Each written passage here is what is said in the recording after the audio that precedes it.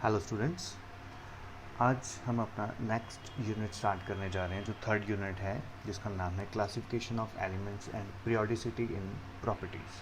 तो बेसिकली इस यूनिट में हमने क्या करना है, हमने ये स्टडी करना है कि जितने भी नोन एलिमेंट्स हैं उन सभी को किस तरह से पीरियोडिक टेबल में अरेंज कर रखा है, और सेकेंडली उनकी फ़िज़िकल और केमिकल प्रॉपर्टीज़ कौन कौन सी हैं।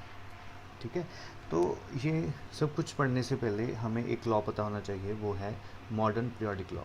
तो मॉडर्न पीरियोडिक लॉ क्या बोलता है कि जितनी भी एलिमेंट्स की केमिकल और फिज़िकल प्रॉपर्टीज़ हैं वो डिपेंड करती हैं उसके एटॉमिक नंबर के ऊपर।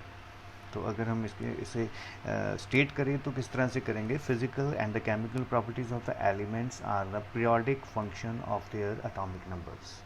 इस चीज़ का मतलब क्या है, अगर हम एलिमेंट्स को इनके इंक्रीजिंग एटॉमिक नंबर के ऑर्डर में अरेंज करें तो आफ्टर सर्टन इंटरवल्स ये एलिमेंट ग्रुपिंग कर लेते हैं, तो वो ग्रुप की जो प्रॉपर्टीज़ है वो सारी की सारी सेम होती हैं। ठीक है, तो अभी आप इतना ही समझिए, जैसे जैसे हम आगे बढ़ेंगे तो आपको समझ आ जाएगा।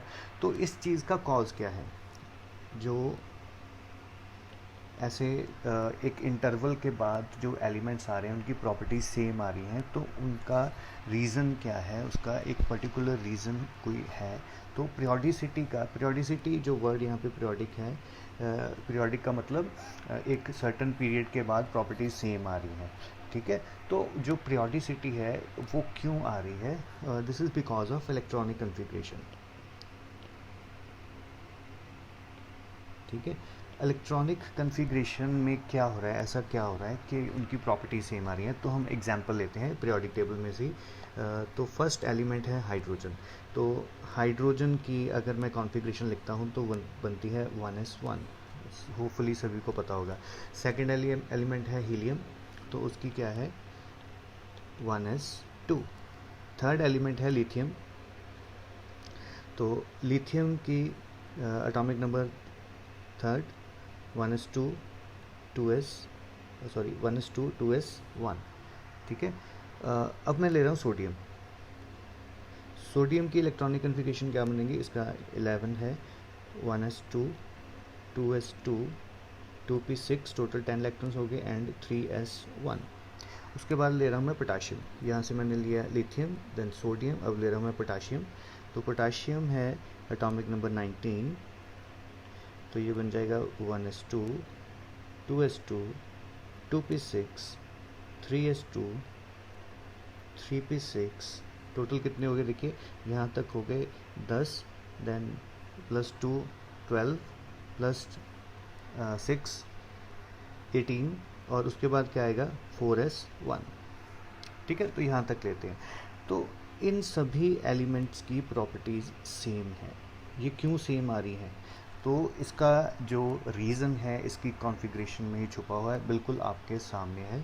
तो यहाँ पे देखिए मैं इस चीज़ को हाईलाइट कर रहा हूँ, और हाईलाइट करने से एक चीज़ आप सभी को क्लियर होती जा रही है, वो क्या है कि जो आउटर शेल कॉन्फ़िगरेशन है वो सभी एलिमेंट्स की सेम है। आउटर शेल मतलब जो सबसे लास्ट में हमारे पास ऑर्बिटल आ रहा है उसमें जितने इलेक्ट्रॉन्स हैं वो सारे के सारे सेम हैं। हाइड्रोजन में लास्ट में एस आ रहा है, उसमें 1 इलेक्ट्रॉन है। लिथियम में भी एंड में एस आ रहा है तो उसमें 1 इलेक्ट्रॉन है। इसी तरह से सोडियम में भी एक एस, और यहाँ पर भी जो पोटाशियम है उसमें भी एस में 1 इलेक्ट्रॉन ही आ रहा है। तो आउटर कॉन्फ़िगरेशन, इसको हम आउटर कॉन्फ़िगरेशन बोलते हैं। तो आउटर शेल कॉन्फ़िगरेशन सेम होने की वजह से इन सभी एलिमेंट्स की प्रॉपर्टीज़ भी सेम है।